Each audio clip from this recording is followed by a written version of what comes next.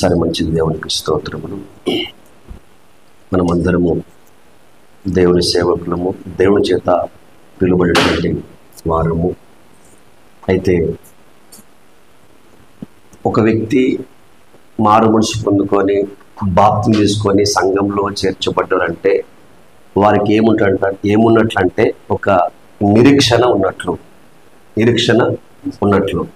ఎందుకంటే అపోస్తలుడైన పౌలు గారు చెప్తారు, మనమందరం కూడా నిరీక్షణ గలవారమై రక్షింపబడితిమి. అనగా ఒక వ్యక్తి రక్షింపబడకంటే ముందేం రావాలి? నిరీక్షణ రావాలి. కాబట్టి నిరీక్షణ తర్వాత ఏముంటుందంటే రక్షణ ఉంటుంది. కానీ నిరీక్షణ అర్థం కాకపోతే రక్షణ చాలా కష్టమే.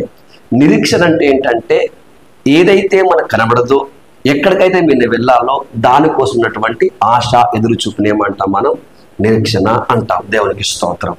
అట్లయితే ఈ ప్రకారంగా మనం అందరం కూడా రక్షింపబడినాం కనుక, రక్షింపబడినటువంటి మనము మరలా ఆ రక్షింపబడినటువంటి గుంపులో నుంచి రక్షింపబడినటువంటి వారికి, రక్షింపబడబోతున్నటువంటి వారికి దేవుడు మనల్ని నాయకులుగా నియమించాడు. దేవునికి స్తోత్రం. హల్లెలూయా. అది చాలా గొప్ప విషయం. అట్లయితే దేవుని సేవకులమైన మనకును, విశ్వాసులకైనటువంటి ప్రతి ఒక్కరికి, అనగా క్రైస్తవ సమాజానికి ఖచ్చితంగా ఒక ముందు చూపు అనేది ఖచ్చితంగా అవసరం. ఆ ముందు చూపుని ఏమంటామంటే నిరీక్షణ అంటాం.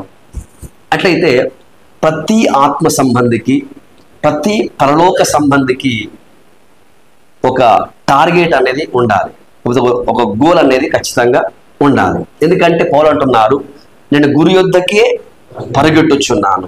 గురి లేకుండా, నిరీక్షణ లేకుండా నేను పరిగెట్టడం లేదు. సో కాబట్టి క్రైస్తవ సమాజము అనేది నిరీక్షణతో కూడినటువంటి ప్రయాణం, పరుగు. అంత మాత్రమే కాకుండా క్రైస్తవ జీవితము అనేది ఒక ముగింపుతో ఉన్నటువంటి విషయం. అట్లయితే ఒక వ్యక్తి పరిగెడుతున్నప్పుడు ఒక ముగింపు ఉంటుంది. ఆ ముగింపే వారి యొక్క అంతం. దేవునికి స్తోత్రం. చదవండి ఒక మాట దయచేసి. 39వ కీర్తన 4వ వచనము.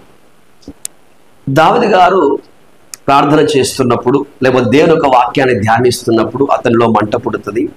ఆ మంట పుట్టిన తర్వాత నోరు తెరిచి ఈ మాట పలుకుతాడు, అసలు నా ముగింపు ఏంటి?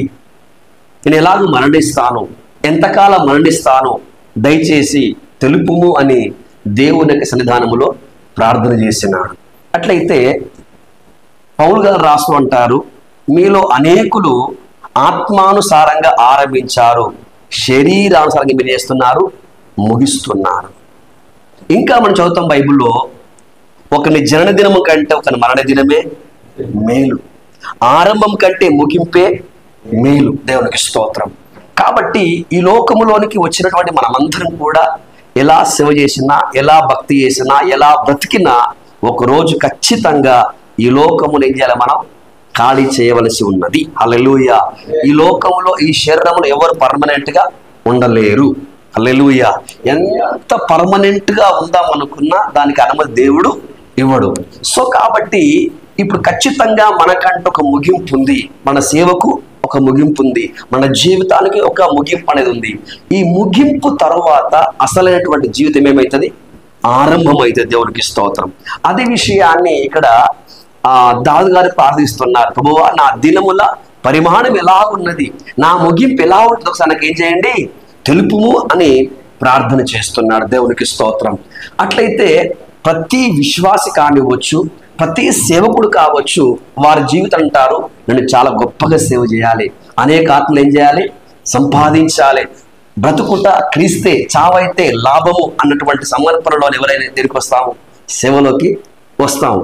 కానీ ఆరంభములో విశ్వాసులకైనా సేవకులకైనా ఏ సమర్పణ అయితే, ఏ ఉద్యమం అయితే, ఏ తిగింపు అయితే ఉంటుందో రాన్నది ఏది ఉండదు. మన సంఘాలు మనం గమనిస్తాం కదా, మారు మనసు పొంది బాప్తిస్మలో చర్చిలో వాళ్ళే ఊడుస్తారు, కార్పెంట్లు వాళ్ళు వేస్తారు, బాత్రూమ్ అప్పో ఏం పరిచయం చేస్తారంటే 1 సంవత్సరం 2 సంవత్సరం మెల్లగా ఏమవుతుంది? తగ్గిపోతుంది. అవును కదా? సేవకుడు అంత వచ్చిన కొత్తలో ఈ సువార్త, ఆ సువార్త, అట్లా ఇట్లా చాలా గంభీరంగా భయంకరంగా సాగుతుంది. మెల్లగా ఏమవుతుంది? తగ్గుతుంది. హల్లెలూయా. కానీ కానీ నిజంగా చెప్పాలంటే ఆరంభములో కొంచెం తక్కువ ఉన్నప్పుడు కానీ మన వయసు, మన అనుభవం, మన అభిషేకం పెరుగుతున్నప్పుడు ఏం పెరగాలి? పరిచర్య కూడా, పరుగు కూడా ఏం కావాలి? పెరుగుతూనే రావాలి. మనకు రోల్ మోడల్ అంటే అపోస్తలుడైన పౌలు గారే. ఆయన ఆ సేవ ఆరంభంలో ఎంత ఉజ్జీవంగా, ఎంత ఆసక్తిగా, ఎంత రోషంగా, ఎంత పట్టుదలతో ఉన్నాడో ఆయన మరణించే టైంలో కూడా అలాగే ఉన్నాడు. దేవునికి స్తోత్రం. చివరికి జైల్లో కూడా ఒక వ్యక్తికి మారు మనసు ఇచ్చి బాప్టిజం ఇచ్చి పంపించాడు ఒనేసిమును. సో కాబట్టి ఆ ప్రకారం ఉండాలి. కానీ ఈ రోజుల్లో మనం అలా ఎందుకు ఉండకపోతున్నామంటే ఒకడున్నర దయచేసినండి. హబక్కు గ్రంథము 1వ అధ్యాయము 15వ వచనము. వాడు గాలము వేసి మానవులందరినీ గుచ్చి లాగి ఉన్నాడు, ఉరులు వగ్గి చిక్కించుకొనుచున్నాడు. వాడు తన వలతో వారిని కూర్చుకొని సంతోషపడి గంతులు వేచున్నాడు. కావున వల వలన మంచి భాగమును తనకు కలుగుచున్నవని వాడు తన బలులు సమర్పించుచున్నాడు, అర్పించుచున్నాడు, తన ఊరులకు ధూపం వేయుచున్నాడు. వాడు ఎల్లప్పుడూ తన వలలో నుండి దిమ్మరిపోవలెనా హతము చేయుచుండవలెనా. దేవుడికి స్తోత్రం. ఇక్కడ ఒకడున్నాడు, వాడెవడు మీకు అర్థమై ఉంటుంది ఆల్రెడీ. వాని దగ్గర 3 ఉన్నాయంట. ఒకటేమో వల, రెండోది ఉరి, మూడవది గాలం. ఈ 3 ఆయుధాలు ఎవరి దగ్గర అంటే సాతాను గారి దగ్గర ఉన్నాయి. వాడు వల వేసి, గాలము వేసి, దాని తర్వాత ఉరులు వేసి చేస్తున్నాడు. ఇప్పుడు వీడు పట్టుకున్నది పక్షుల్ని, జంతువుల్ని కాదు కదా. వల ఎవరికి దేనికి వేస్తారు? చేపలకి వేస్తారు. ఉరి దేనికి వేస్తారు? ఇప్పుడు మా దగ్గర అన్ని పందులు ఉన్నాయి. శనివారం వచ్చిందంటే పెద్ద యుద్ధం జరుగుతుంది ఆ ప్రాంతంలో, మీకు తెలిసి ఉంటుంది. సో కాబట్టి వాడు ఉరి వేసి ఏం చేస్తాడు? పందుల్ని. అంటే పశువులను, పక్షులను పట్టుకోవడానికి ఏమో ఉరులు వడ్డుతారు. అయితే ఈ చేపలు పట్టుకోవడానికి ఏమో వల లాంటివి, గాలం లాంటివి వేస్తారు. అయితే దేవుడికి స్తోత్రము. ఇప్పుడు అక్కడ అన్నాడు వాడు మనుషులను అంటున్నాడు అన్నమాట. కాబట్టి వాడు ఎవడు అంటే సాతానుగాడు ఉరులను పెట్టి, వలను పెట్టి చేసినంటే మనుషులందరినీ చేస్తున్నాడు, తన వైపునకు లాక్కొనుచున్నాడు. ఇంకోటంట ఏదో పనికి మనల్ని కాదు, పనికిరాని వారిని కాదు. ఎవరంట? మంచి పుష్టి నుంచి భాగములు వాడు సంపాదించుకుంటున్నాడు, వాడు దిమ్మరిస్తూ ఉన్నాడు. అలా వాడికి మంచి పుష్టించి భాగం వచ్చినందుకు వాడు తన ఊరిలోకి, తన వాళ్ళకి ఏం చేస్తున్నాడు? ధూపమునే వేస్తున్నాడు. వాడు పండుగ చేసుకుంటున్నాడు. ఇప్పుడు సాతానుగాడు ఎవరికి ఊరేస్తాడు అంటే, ఎవరికి గాల వేస్తాడు అంటే, ఎవరికి వలేస్తాడంటే, పాపములో, లోకములో, లేకపోతే తమ ఇష్టానుసారంగా జీవిస్తున్నటువంటి వాడికి వాడు ఉరులు, వలలు ఏ అవసరం వానికి లేదు. ఎవరైతే చీకటి సామ్రాజ్యంలో నుంచి దేవుని రాజ్యంలోనికి, ఎవరైతే ఆ పాపములో నుంచి ఈ యొక్క పవిత్రతలోనికి, ఎవరైతే ఆ యొక్క చీకటిలో నుంచి వెలుగులోనికి వస్తారో వారిని మరలా ఈ దేవుని రాజ్యంలో నుంచి, ఈ వెలుగులో నుంచి, ఈ మహిమలో నుంచి మరలా ఆ లోకంలోనికి, ఆ సాతాను గారి రాజ్యంలోకి లాక్కొని పోవడానికి వీడేం చేస్తాడంటే వలలు, గాలములు ఇవన్నీ కూడా వాడు వేస్తా ఉంటాడు. ఇప్పుడు వాడు ఎల్లప్పుడూ మానకుండా ఏం చేస్తున్నట్టు తన పరిచర్యను చేస్తున్నాడు. ఉదాహరణ చెప్తాను. మీరు ఏదన్నా ఉండండి, వైన్ షాప్లు ఎప్పుడు బంద్గా. ఒక దగ్గర ఫుల్ ట్రాఫిక్ ఉందంటే అర్థం ఏంటి? అక్కడ ఏమున్నట్టు? వైన్ షాప్ ఉన్నట్టు. సినిమా హాల్ ఎప్పుడు బంద్ కావు, సీరియల్ ఎప్పుడు బంద్ కావు. ఇవి ఎందుకు బంద్? ఇవన్నీ ఏంటి? వైన్ షాప్ చూడండి, సినిమా టక్క చూడండి, సీరియల్ చూడండి. ఈరోజు పాశ్రమలం లేదు, విశ్వాసం లేదు, క్రైస్తవం లేదు, బైబుల్ లేదు, వాక్య పఠనం లేదు, పశ్చాత్తాపం లేదు, ఆత్మల కోసమైనటువంటి అంగలార్పు లేదు, క్రీస్తు కొరకు సిద్ధపడడం లేదు, ఏమి లేవు. పొద్దు నుంచి రాత్రి దాకా సీరియల్. ఈ మధ్యలో ఇంకోటి జబర్దస్తులు, ఇంకేం అవన్నీగా ముందు పెట్టుకోవడం అయిపోయింది. ఆత్మీయత అనేది కనుమరుగైపోయింది. అంటే ఇప్పుడు సాతానుగాడు మానకుండా ఏ ప్రకారంగా పనిచేస్తున్నాడో అందుకే పౌలు గారు చెప్పారు పరిశుద్ధాత్మతో, ఆ పరిశుద్ధాత్మ చెప్పారు, సమయమందును అసమయం ఏం చేయండి, ప్రయాసపడము, స్వార్థకుడి పని చేయము. ఇప్పుడు నాకు అనిపిస్తుంది, మామూలు కొంతమంది సేవలు చూస్తే వారానికి 2 రోజులు 3 రోజులు పని చేస్తాం. ఆదివారం ఆరాధన అనుకోండి, పాటలు ఎవరు వారాలి? సేవకులు పాడతారా? పాడరు. సంఘస్థులే పాడతారు. వాయిద్యాలు ఎవరు వాయించాలి? విశ్వాసులే వాయిస్తారు. కీర్తన ఎవరు చెప్పాలి? వాళ్ళు చెప్తారు. మరి మనం చేసేది ఏంటంటే ఒక 1/2 అవర్ 45 minutes మెసేజ్. గురువు కొడుకు అనుకోండి, అక్కడ మిగతా మొత్తం కార్యక్రమాలు వాళ్ళే, మనం ఒక 1/2 అవర్ మెసేజ్. ఈ ప్రాంతం చూసుకుంటూ పోతే ఇప్పుడు ఫుల్ టైం సేవకులు మనం చెప్పుకున్నటువంటి మనం కూడా కనీసం హాఫ్ టైం కాదు కదా, హాఫ్ కూడా ఏం చేయట్లేదు మనం. కానీ సాతాను ఏం చేస్తున్నాడు? ఫుల్ టైం సేవ అది, వాటి ఫుల్ టైం సేవ. ఒకసారి ఇప్పుడు గాస్పల్కి వెళ్ళి 12:30 1 గంట ఇది వస్తున్నాయి. ఇది మన ఇక్కడ ఎర్రగడ్డ బ్రిడ్జ్ దాటగానే, ఆ పేరు గుర్తొస్తలేదు, ఎర్రగడ్డ బ్రిడ్జ్ దాటగా ఇటు వస్తుంది కదా మనం, మూసాపేట. అదే మూసాపేట ఫుల్ ట్రాఫిక్. ఏంద్రా అంటే అప్పుడే సినిమా హాల్లో నుంచి అందరు ఏమొస్తారు, రాత్రి 1 గంటకు, వాడు సైకిల్లో ఉండవు, ఏం నడుచుకుంటూ పోతారు వాళ్ళు. ఎంత సమర్పణ, ఎంత అయ్యా ఉండే గారు, ఎంత సమర్పణ. వాడు అది వాడిని ఏమంటారు, ఫ్యాన్ కోసం, ఫ్యాన్ అయ్యా, వాడి హీరో కోసం వాడు ఎన్ని వేలు ఖర్చు, ఎన్ని కట్అవుట్స్లు వాడు బట్టలు చింపుకొని అర్ధరాత్రి పూట వాడు. ఎందుకంటే మా హీరో సినిమా ఇది, వాడికి భయం లేదు, వాడు సావడానికైనా ఏం తెగింపు. పనికి మాలిన నీచమైన తుచ్చమైన 3 గంటల ఎంజాయ్మెంట్ కోసమే వాడికి అంత సమర్పణ, అంత తెగింపు ఉంటే జీవం గల దేవుని సేవకులం. హల్లెలూయా.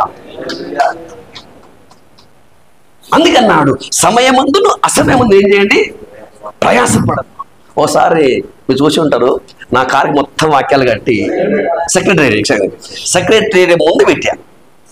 ఎర్లీ మార్నింగ్ 7:30-8కు సెక్రటరీ ముందు కారు పెట్టి మొత్తం చేసేసి ఇక కారు ముందు నిలబడ్డప్పుడు పోలీసు వాళ్ళు, మిలిటరీ వాళ్ళందరూ వచ్చారు.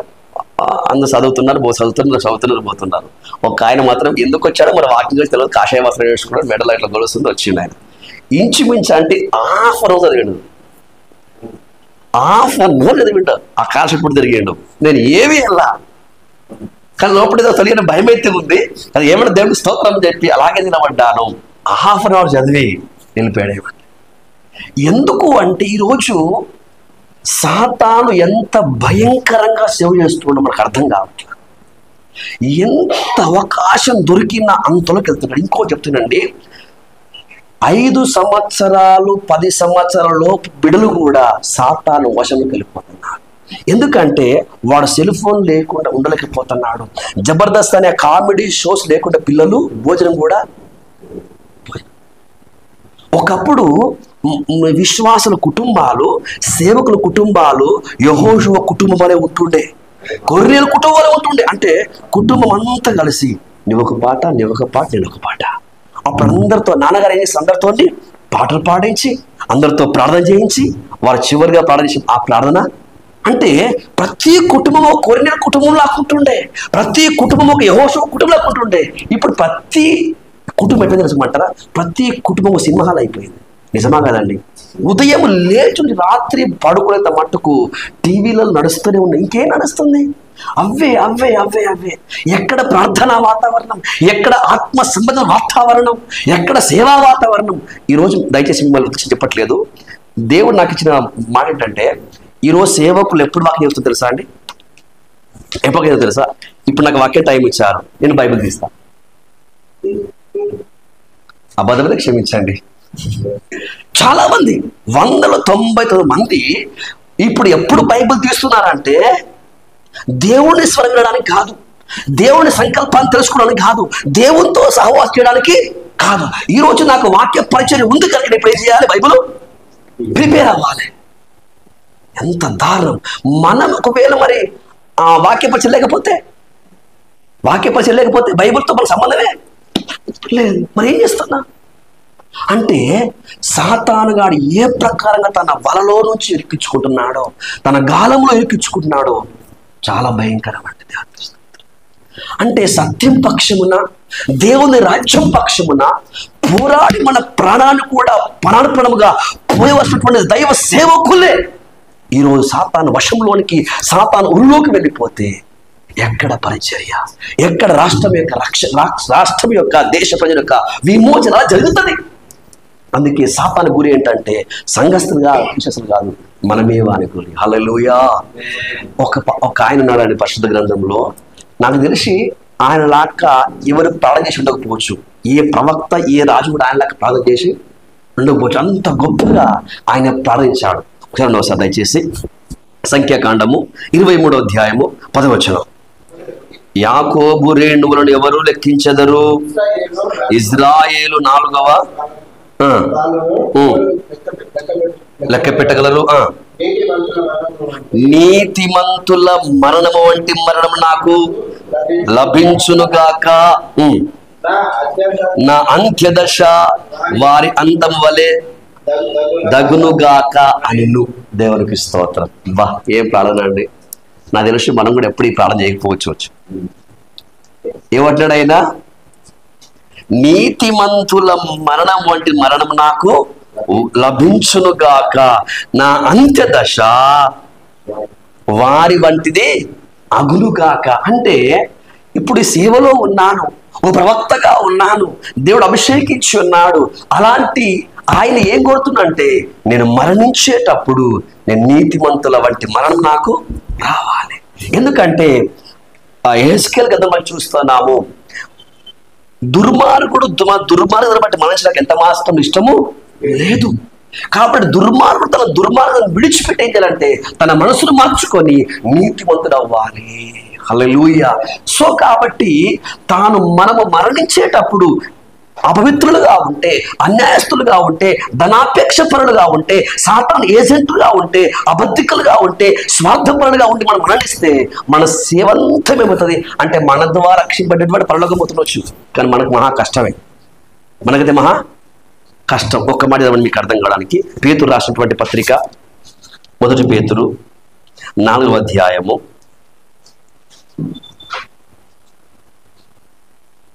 17 నుంచి 17 నుండి.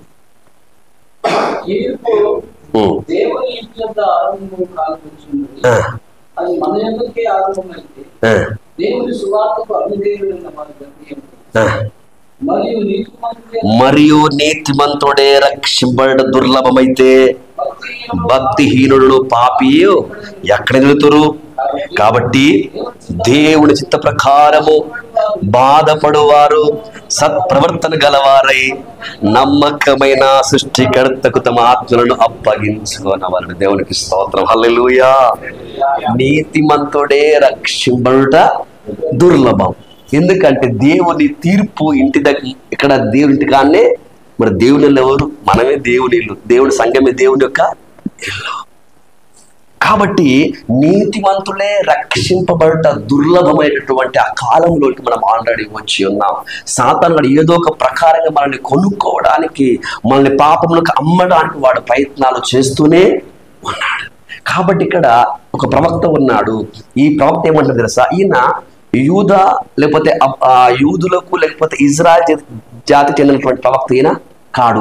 అయినప్పటికీ దేవుడు తన మహాకృప చేత అని చెప్పాలంటే రహాబు వేష ఎవరు కంప్లీట్గా ఆ మేనేజర్ రాలు, కానీ ఇజ్రాయేలీల పట్టికలోకి చేరిపోయింది. ఆ తర్వాత విశ్వాస వీరుల పట్టికలోకి ఆమె చేరిపోయింది. కారణం ఏంటంటే విశ్వాసము ద్వారా వేగుల వారిని చేర్చుకున్నటువంటి కారణాన్ని బట్టి. హల్లెలూయా. అనగా ఈ వేగుల వారిని చేర్చుకుంటే, వారికి ఆశ్రయం ఇస్తే, వారికి మార్గాన్ని చూపించి వారికి తప్పిస్తే తమ ప్రాణానికి ముప్పు ఉంది అని తెలిసినప్పటికీ కూడా వారికి ఏమి ఇచ్చిందంటే ఆశ్రయం ఇచ్చింది. దానిని బట్టి దేవుడు ఆమె పేరును విశ్వాస వీరుల పట్టికలో, నీతిమంతుల పట్టికలో రాయబెట్టి మనం స్పష్టంగా హెబ్రీ పత్రిక మనం చదువుతున్నాం. దేవునికి స్తోత్రం. హల్లెలూయా.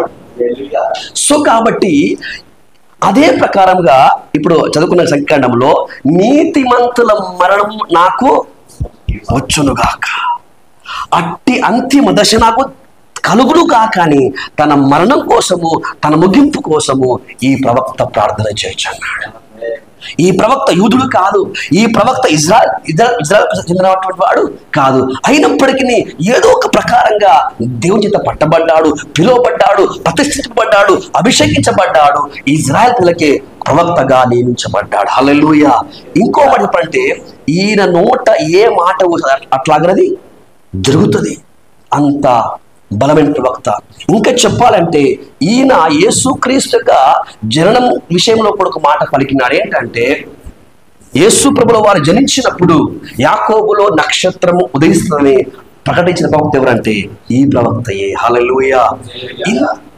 ఇంత తన ముగింపును గూర్చి నిరీక్షణ, నీతిమంతునిగానే నేను మరణించాలని కోరుకున్న ప్రవక్త ఈ ప్రవక్త. కానీ ఎలా మరణించింది చదవండి ఒకసారి తెచ్చేసి. ఎలా మరణించో చెప్తాం.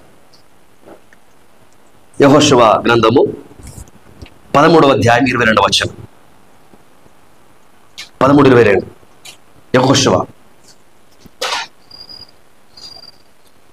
యెహోషువ గ్రంథం 13:22.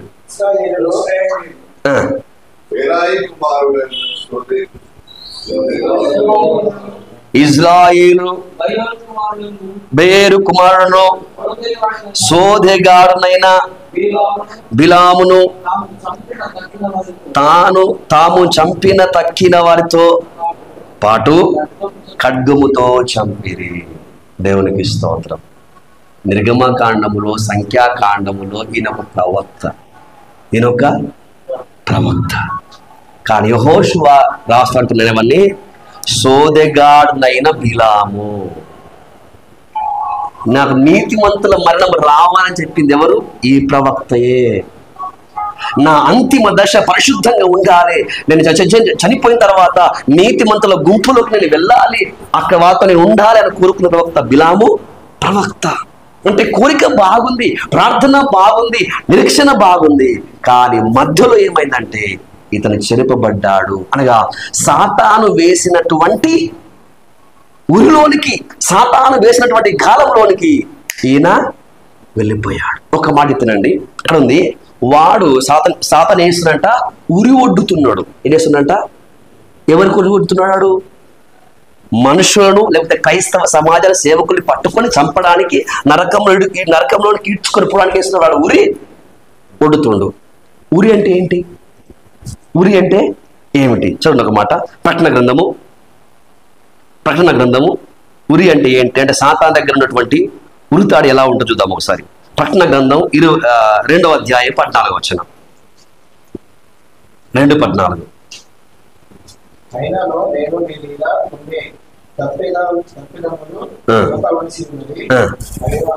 అవేవనగా విగ్రహములకు బలిచ్చిన వాటిని తిరునట్లును, జారత్వము చేయునట్లును, ఇజ్రాయేలీయులకును ఉరి ఒడ్డుమని బాలాకునకు. ఏ బోధ ఇది? ఏ బోధ? ఎవరు నేర్పించింది? ఇప్పుడు బిలాం ఎవరంట? టీచర్. మనమైతే విశ్వాసం బోధిస్తాము, వాక్యం ఎరగని వారికి బోధిస్తాము. కానీ బిలాం ప్రవక్త బైబుల్ టీచింగ్ చేసింది ఎవరికి తెలుసా? బాలాకు రాజుకే. బాలాకు రాజు చెప్పింది ఏమని? ఇజ్రాయేల్ ప్రజలు ఎలా పాపం చేయించవలనో ఆ ఇంటి గుట్టు బయటపెట్టింది ఎవరంటే బిలాం ప్రవక్త. ఈయన టీచర్. అక్కడ బిలాము నేర్పిన బోధ. బిలాం ప్రవక్త గారు మీరు ఎవరికి బోధించారు? ఎవరు ట్రైనింగ్ ఇచ్చారు అంటే, నేను బాగా ట్రైనింగ్ ఇచ్చాను. ఏమని ట్రైనింగ్ ఇచ్చావు అంటే, విగ్రహములకు అర్పించింది ఏది తిన్నాను మీకు ఏమియో కాదు. రెండవది, జరత్వం చేసినను మీకేమి కాదు. జరత్వం అంటే ఏంటి? వ్యభిచారం అనుకోవచ్చు. వ్యభిచారం చేస్తే మీకేం కాదు అని ఇజ్రాయేల్ ప్రజలకు ఇది బిలాం ప్రవక్తను ఎవరు నేర్పించాడు? బాలాకు నేర్పిస్తే బాలాకు వారు ఏం చేసిండ్రు? ఇప్పుడు ఇజ్రాయేల్ ప్రజల మధ్యలోకి వచ్చేసి ఇజ్రాయేల్ ప్రజలు విమోచన పొందిన, అంటే గొర్రెపిల్ల రక్తము ద్వారా విమోచన పొంది అన్నటువంటి ప్రజలను జరత్వములోనికి, విగ్రహాలలోకి నడిపించి వారిని వేశ్యలుగా చేసింది ఎవరు అంటే బిలాం ప్రవక్త. ఏ ప్రవక్త తన ప్రాణమునే అడ్డుగా పెట్టి ఇజ్రాయేల్ దేవుని జనాంగాన్ని విమోచించవలనో ఆ ప్రవక్తే అమ్ముడు పోతే ఎక్కడ రక్షణ? అంటే ఈ రోజులో చెప్పాలంటే, కన్న తండ్రే కన్న కూతురు చెరిపితే ఇంకెక్కడ క్షేమం?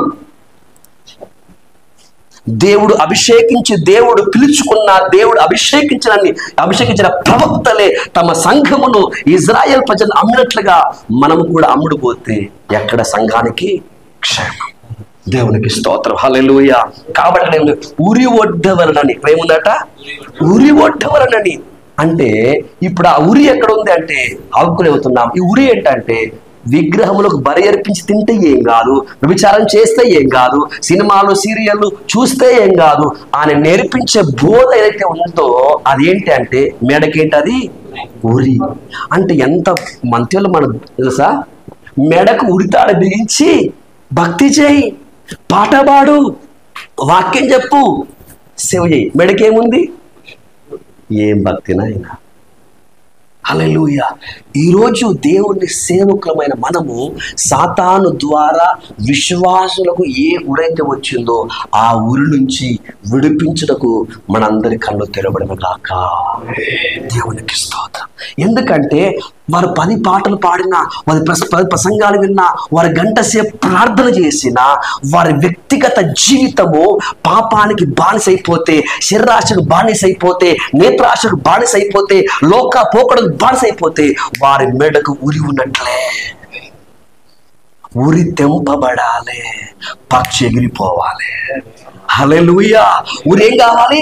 కీర్తన ఉంది, ఉరి తెంపబడను పక్షి అనగా ఆ పాపం అనే ఉరితల నుంచి మన ఆత్మ విడిపించబడాలి. ఆ తర్వాత మన ఆత్మ పరలోకం ఎగిరిపోనుగాక. దానికి కావలసినటువంటి వాక్యం అనే ఆత్మ ఖడ్గము, కన్నీటి ప్రార్థన, మన బిడ్డల కోసము ఎలా మనము క్షేమాన్ని కోరుతామో, దేవుడు మనకు అప్పగించిన ప్రతి గొర్రె కోసము మనం కన్నీళ్లు కార్చి ప్రార్థించవలసినటువంటి బాధ్యత మనకు ఉన్నది. హల్లెలూయా. ఈ బిలాం ప్రవక్త ఏం చేసుకున్నాడు? తన మరణము నీతిమంతుల మరణం కాను కోరుకున్నాడు. తన ముగింపు పరిశుద్ధంగా బతికి నిత్య జీవాన్ని పొందను కోరుకున్నది వాస్తవము. కానీ ఏమైంది అంటే, ఆ బాలాకు వేసినటువంటి ఆ ఉరికి, ఆ వాళ్ళకి ఏమైపోయాడు? ముందు ఈయన అమ్ముడు పోయాడు, ఆ తర్వాత దేవుడు ప్రజల్ని అమ్మేశాడు. హల్లెలూయా. కాబట్టి ఒక్క మాట చెప్తున్నా, ఈరోజు సంఘస్థులు ఎరుపు తెలుసా? చచ్చిపోయిన తర్వాత నెత్తి కొట్టుకుని ఏడుస్తున్నారు, చచ్చిపోయిన తర్వాత గుండెలు బాదుకుని ఏడుస్తున్నారు. మనం నేర్పించాలి. తల్లులారా, చెల్లెలారా, అయ్యలారా, మీ స్నేహితుల కోసం, మీ కుటుంబ సభ్యుల కోసం, మీ అన్నదమ్ముల కోసము, మీ అక్కజెల్లెల కోసము చచ్చిపోయిన తర్వాత ఏడిసి ఏ ప్రయోజనం? కానీ బతుకుండగానే వారి కోసం కన్నీరుగా చేసి ప్రార్థన చేయు, దేవుడు వారి కుటుంబ రక్షణలోకి నడిపిస్తాడు. హల్లెలూయా. ఈ రోజులో చాలా మంది ఆశీర్వాదాలు. నేనంటాను, ఆశీర్వాదాల కంటే ఆత్మరక్షణ గొప్పది, ఆరోగ్యం కంటే ఆత్మరక్షణ గొప్పది. ఇంకోటి ఏది? మార్కు సువార్త 9వ అధ్యాయం ప్రకారం మనం చూస్తే, 2 కాళ్ళు కలిగి, 2 చేతులు కలిగి, 2 కళ్ళు కలిగి ఆరని అగ్నిలోకి పోవటం కంటే అంగహీనుడవై దేవుని రాజ్యానికి పోవటం నీకు మేలు కదా అంటున్నాడు. అంటే ఈ అనారోగ్యాలతో ఉన్నటువంటి అవయవాల కంటే కూడా ఆత్మరక్షణ, పవిత్రత అనేది చాలా ప్రాముఖ్యము. ఎందుకంటే ప్రభువు వారు 2వసారి రాబోతున్నాడు. ఆయన వచ్చి తీసుకొని పోయేది ఫలాని సంఘాన్ని, ఫలాని డినామినేషన్, ఫలాని పాస్టర్ వారిని కాదు. ఎవరైతే యేసు క్రీస్తు వలె పరిశుద్ధపరచబడ్డారో, దేవుని మహిమతో నింపబడ్డారు, అట్టి వారు కడబూర మోగానే ఈ మట్టి శరీరాన్ని విడిచిపెట్టేసి మహిమ శరీరం దాచుకొని మేఘాల మీద మనము ప్రభువుని ఎదుర్కొనేందుకు మధ్యాకాశం వెళుతాము. హల్లెలూయా. అది నిరీక్షణ. ఎందుకు మారమనసు పొందుకున్నావు? ఎందుకు లోకాన్ని విడిచిపెట్టావు? ఇవన్నీ ఎందుకు అంటే నాకు నిరీక్షణ ఉంది. ఏంటి ఆ నిరీక్షణ అంటే, ఈ లోకము ఈ దేశం అన్నది కాదు, నేను పరదేశిని, యాత్రికుణ్ణి, నాకు నిలువని పట్టణం అక్కడ ఉంది కనుక నా చూపంతా అక్కడనే. హల్లెలూయా. కాబట్టి బిలాం ప్రవక్త నీతిమంతుడు అవ్వాలని ఆశపడ్డాడు, కానీ ఇజ్రాయేల్ ప్రజలు వారిని చేసిండ్రు, చంపేసి. నీచమైన మరణం, ఘోరమైన మరణం. ఆయన కోరుకున్న మరణం అతనికి దొరకలేదు. కానీ దావీదు గారు మాత్రం పరిశుద్ధుడిగా మార్చబడి, నీతిమంతుడిగా మార్చబడి, మంచి వృద్ధాపమందు అక్కడ మాట్లాడుతుంది అనమాట. మంచి ప్రభావము కలిగిన వాడై ఆయన మృతి పొంది తన పితరుల వద్దకు చేర్చబడిన అని చూస్తున్నాం మనం. దేవునికి స్తోత్రం.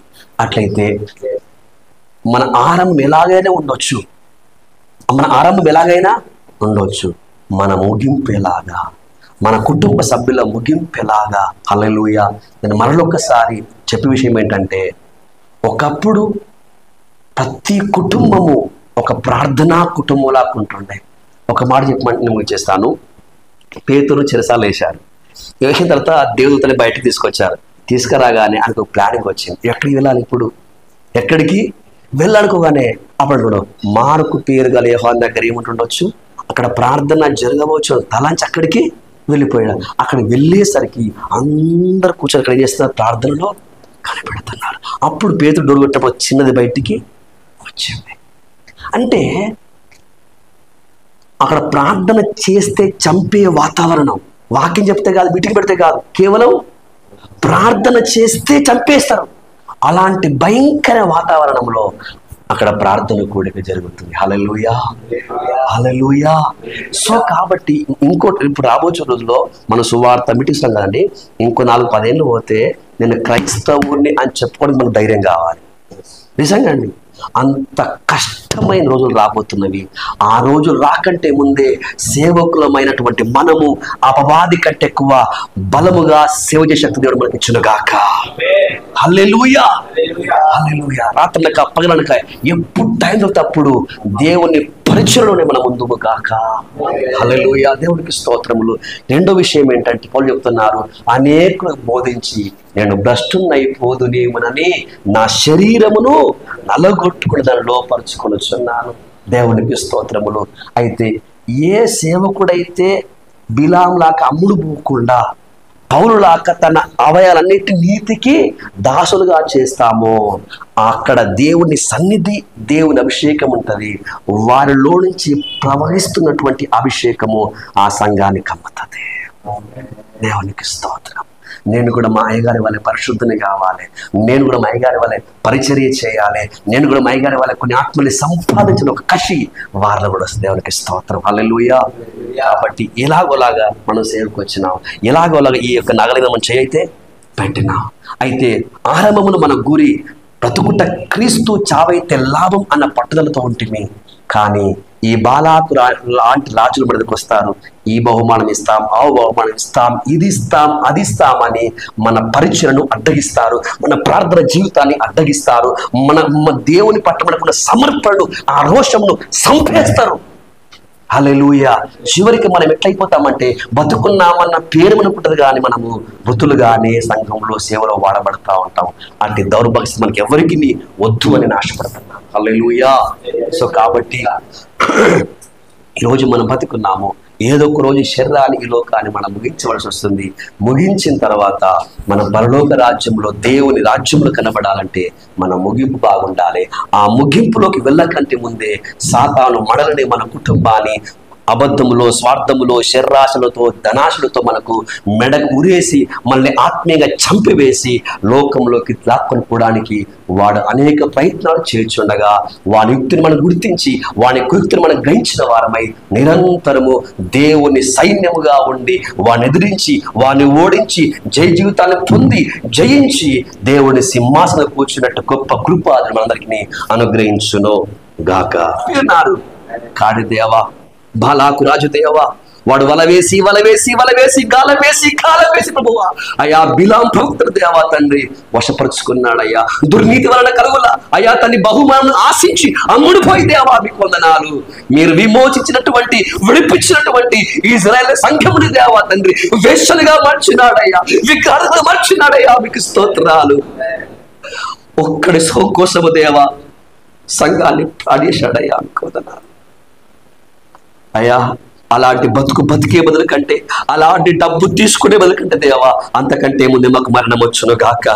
దైవమా మీకు స్తోత్రాలు. మీ సంఘాన్ని పాడు చేసే బతుకు మాకొద్దునైనా, మీ సేవను పాడు చేసే బతుకు మాకొద్దునైనా, మీకు స్తోత్రములు. మీ మరణించకంటే ముందు ప్రభువా మా ద్వారా దేవా మీ సంఘం ప్రభువా, మీ పరిచయం విచిత్తము దేవా, మీ సంకల్పం ప్రభువా నెరవేర్చబడదు గాక ప్రభువా, మీకు స్తోత్రాలు అయ్యా. పౌలు వంటి మరణం, దావీదు వంటి మరణము, తిమోతి వంటి మరణము దేవా తండ్రి ప్రభువా దయచేసి మీ చిత్తమైతే, మీ కృప అయితే దేవా స్టెఫెను వంటి మరణము దేవా తండ్రి మీరు మాకు అనుగ్రహం అంతమించినటువంటి భాగ్యం కోటి మాకు లేదు నాయనా, మీకు స్తోత్రం. ఎందుకంటే ఈ లోకములో ఈ శరీరంలో మేము విడిచిపెట్టి ప్రభువా మేము కలుసుకునేది నిత్య రాజ్యములోనే, అది మహిమ ప్రపంచంలోనే కనుక దేవా దానికోసం ఉన్నటువంటి నిరీక్షణ గలవారమై మమ్మల్ని మేము సిద్ధపరచుకోవచ్చు ప్రభువా. మీ వాక్యము ద్వారా అయా మా కుటుంబాన్ని సిద్ధపరచుకోవచ్చు దేవా.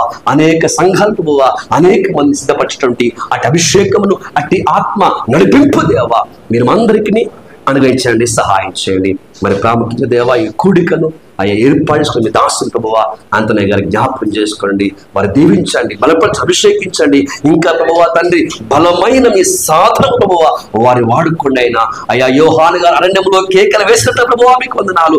ఈ ఆలివేని కాలి ప్రాంతంలో ప్రభువా తండ్రి కేకలు వేసి మీ ఆత్మాభిషేకం దయచేయను ఆయన, మీకు వందనాలు. నశించిపోతున్న అనేక ఆత్మ ప్రభువా పట్టుకుని దేవా మీ రాజ్యంలోకి లాగే మీ అభిషేకం ప్రభువా వారికి అనుగ్రహించండి.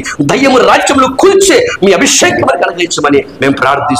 స్తోత్రములు అయ్యా తండ్రి. మీ చిత్తమే మా అందరి జీవితంలో నెరవేర్చమని మా శరీర ప్రణాత్మల చిత్తానికి సమర్పిస్తూ సమస్త మహిమ చెల్లిస్తూ పునరుద్ధారుడైన సర్వశక్తులు యేసు క్రీస్తు నామమున ప్రార్థిస్తున్నాము పరమ తండ్రి.